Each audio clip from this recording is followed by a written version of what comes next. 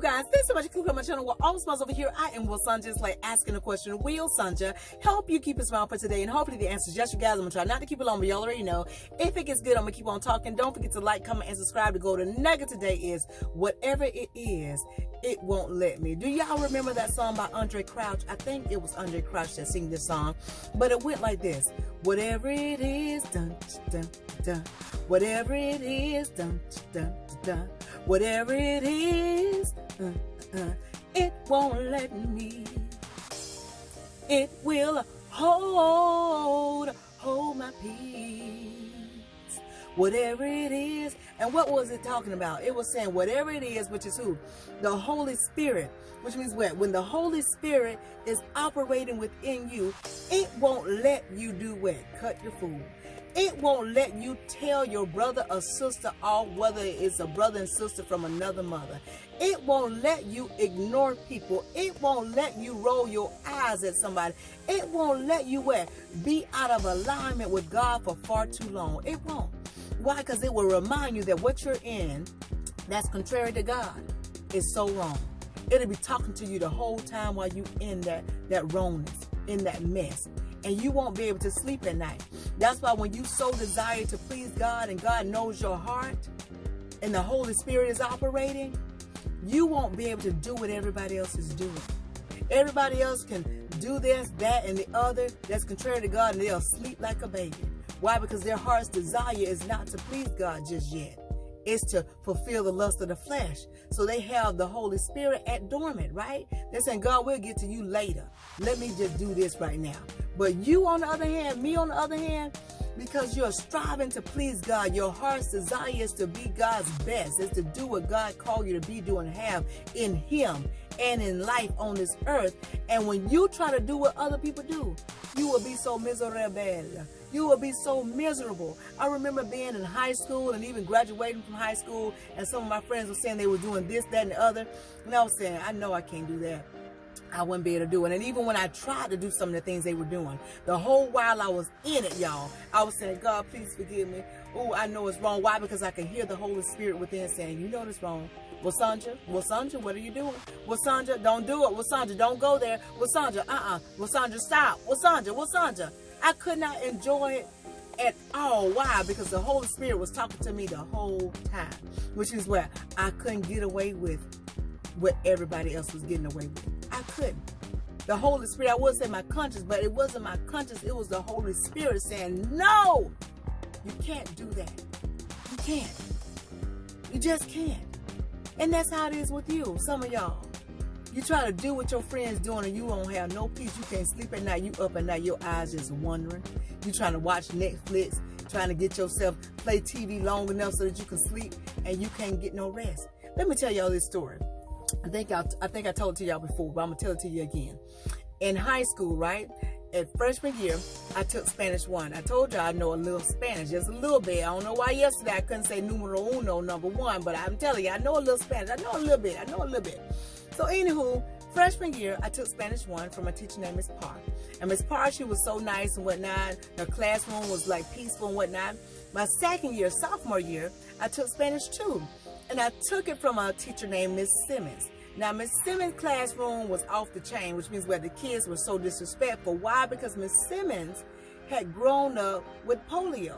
Therefore, she had braces on her legs, and obviously the kids thought it was a weakness of hers, so they just ran over her. Now, your girl, I was raised better than that, okay? I was raised to say yes, ma'am, no, ma'am, and to be on my best behavior because I know my mama. My mama would come up to the school, and we were in walking distance from my house to the school. My mom would come to the school and show out on me in front of everybody. So I knew to be respectful.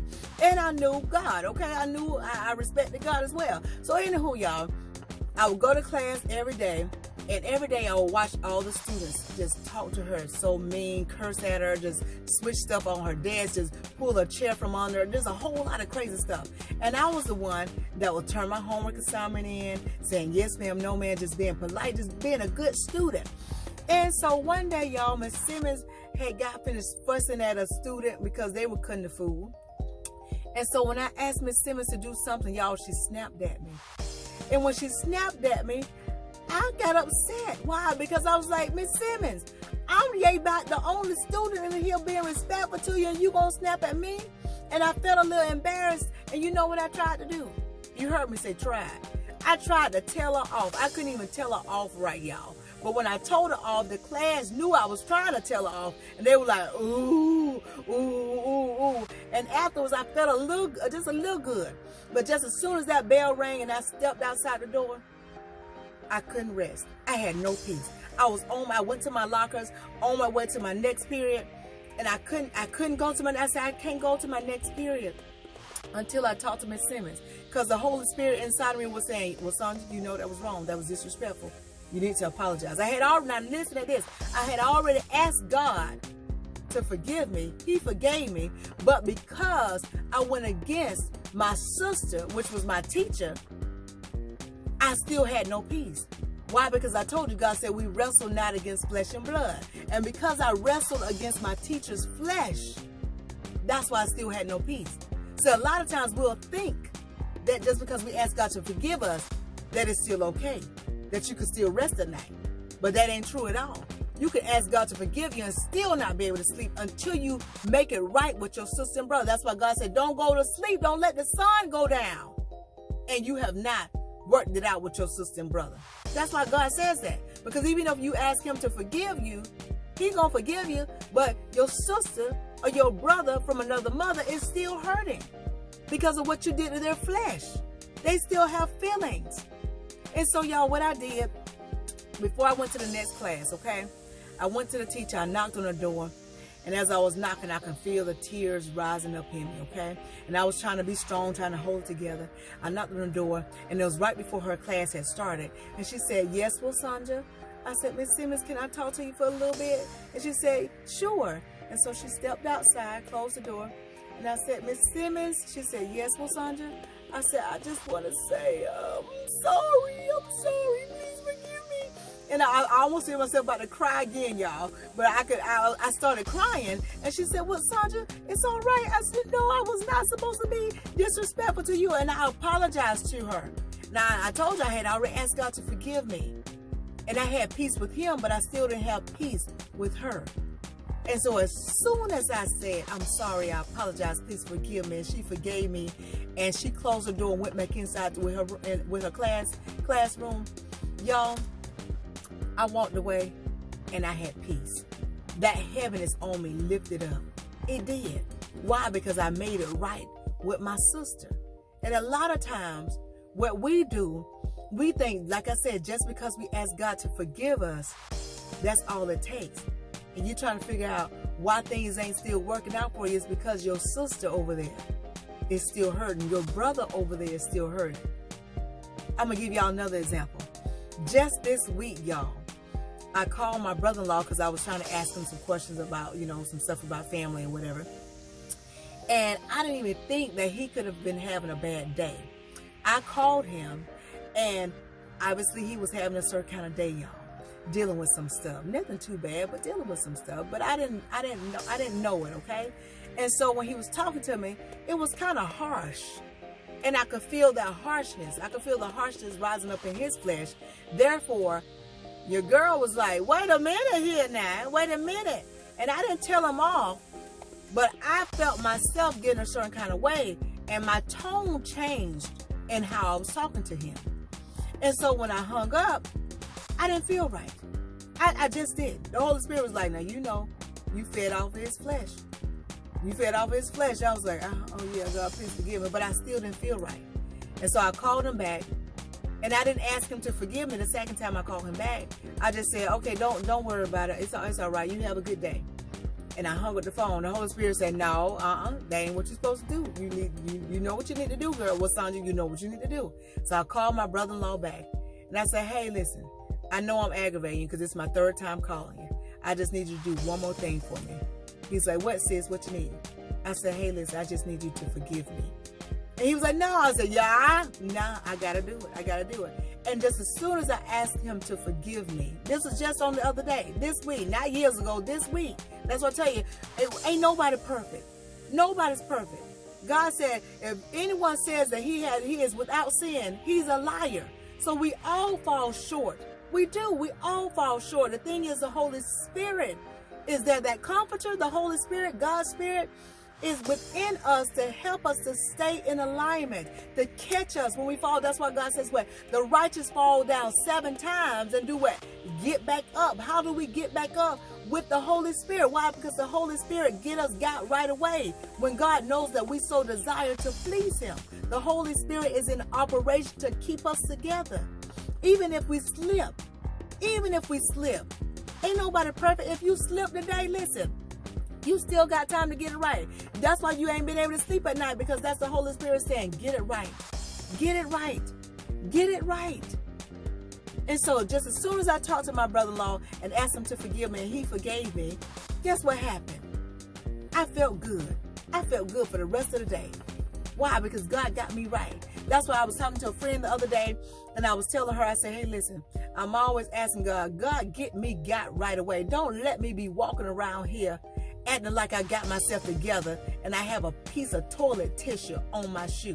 Have you ever been in a restaurant and somebody walking by and they trying to act so cute, and then you look at them from the head to the toe and you get to the feet and you see tissue from the toilet paper from the bathroom, and the first thing when you see, you like, ugh, because you don't know if that toilet paper been used. So it takes the whole outlook away. It takes the whole prestigiousness away. It takes the whole, you think you all that away, right? Because you got toilet paper on your shoes. I said, God, please don't let me be walking around here with some tissue stuck on my shoe.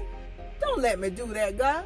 God, get me got right away. In other words, Holy Spirit, whatever it is, don't let me get away with it. Don't let me get away with it. Let me indeed be able to understand that you are performing surgery on me whenever I'm out of alignment. Because like I say, sometimes we do things and we don't even know that we're doing things that are contrary to God. That's what we should ask God. God, forgive us for what we're doing knowingly and unknowingly. And when we're in that space, y'all, when we're in that space, we are able to be in the right stead with God. And then we get our good goods and yum-yums. Why? Because God says, if my people who are called by my name would humble themselves, pray, seek my face, turn from their wicked ways, he said, well, he'll hear from them, forgive them of their sin, and heal their land. So I'm telling God, God, you can perform surgery on me. You don't need my permission, God. Just when I'm out of alignment, just do it. Just do it. And God will. Especially when you're striving to please God. So whatever it is, it's not going to let you. That's why you can't do certain things, like I said, what other people are doing. Yeah, you know somebody that robbed the bank. If you try to rob it, watch what happens. Yeah, you know somebody doing this and that and the other that's contrary to God, and they sleeping at night and they calling you, bragging about it, and they saying all this. Say, oh man, I had a ball. I mean, I did. Man, I'm telling you, it was the bomb. It was the bomb. I had fun. Let you try it. You ain't gonna be able to enjoy it. Like I said, you will be in the middle of doing what is wrong, and the whole time the Holy Spirit be saying, you know this wrong. God ain't smiling on this. You better get it together. You better stop. Don't go there. Don't do it. I'm telling you, the Holy Spirit will be talking to you the whole time. That's why I tell you, be careful when you're around people who's at peace when they ignore somebody. When they're at peace when they just told somebody off. When they're at peace when they're in the middle of something that's contrary to God, they feel good about it. They can sleep good about it. They haven't lost not one wink of sleep. No shut-eye of sleep. None of that. They're sleeping like a baby. You better be leery of those people. You better remove yourself from those people, because those people are just too comfortable in what is contrary to God. They are. And that's how you'll know if your flesh is leading. If you can sleep at night when you cause harm to your brother and sister, because you already know you're working in the flesh. Because God said we wrestle not against flesh and blood. And God also says what? The weapons of our warfare are not carnal. So if somebody says something to you, do something wrong to you, and you try to fight back with them with your words, then your weapon is carnal. And God said the weapons of our warfare are not carnal, but are mighty through him to the pulling down of that stronghold, whatever that stronghold is that the person is using against you or trying to come against you. Which means what? Your Holy Spirit is the one that's going to fight the battle for you. God at core, not you. And that's why the Holy Spirit is going to lead you He indeed is a comforter to you. And that's why God also says that what? He will what? Causes his angels to he will give his angels charge over you to help you in your way, to keep you in alignment, to hold you up in their arm, in their hands, lest you dash your foot against a stone. Isn't that what God says? So listen, let whatever it is, the Holy Spirit within you, in other words, guide you today. Let it keep you on the right path. It will cause you to hold your peace. And just because God say hold your peace, it doesn't mean for you to ignore somebody. That is not what that means. That means for you to recognize that your sister or your brother, whether by blood or from another mother, if they're dealing with some things, you'll hold your peace as far as what? Covering their sin. God says love will cover a multitude of sin. The love in you. And what's the love in you? God. That Holy Spirit. So when you hold your peace, that means you'll continue treating that person with the love of God, right? You'll do what is right, the way God asks you to do what is right. And you'll hold your peace from telling them off. Why? Because that whatever it is, it will not let you cut the food. It will not let you curse them out. It will not let you tell them off. It will not let you kick them. It will not let you punch them. It will not let you do what is contrary to God. It will not.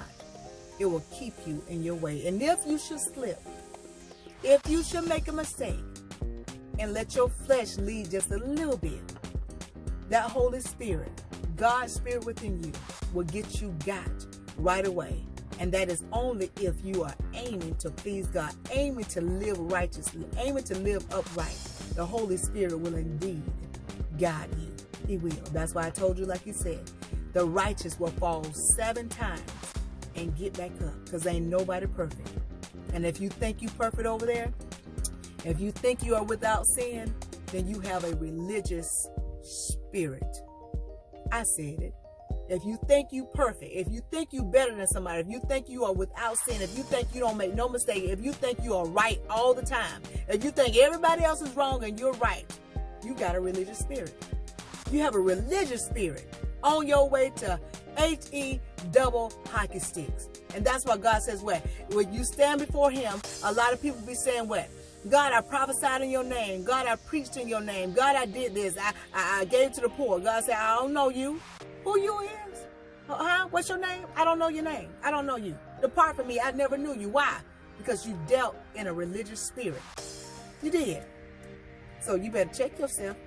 When I say you, I'm saying you better allow the Holy Spirit within to check you right away. Don't be walking around here with toilet paper on your foot and you acting all cute and whatnot. That's a religious spirit. Don't have a religious spirit. Just be upright. Let God lead you. And watch that whatever it is, the Holy Spirit within, it will guide you and keep you. And you will always be in a space to where you're what? Pleasing God. Okay, I'm at 18 minutes. I hope y'all stayed. I hope y'all stayed with it. But if you didn't, I understand, because I can get long with it sometimes. But listen, I hope you got it. If you didn't, rewind this thing and watch again. But in the meantime, in between time, if you take just a little bit of what I'm telling you and apply to your life to the best of your ability, you won't ever have a mask smile. Why? Because your smiles will always be genuine. Be blessed, stay blessed, be blessed, stay blessed, be blessed, stay blessed. Y'all know what's coming next. Ciao.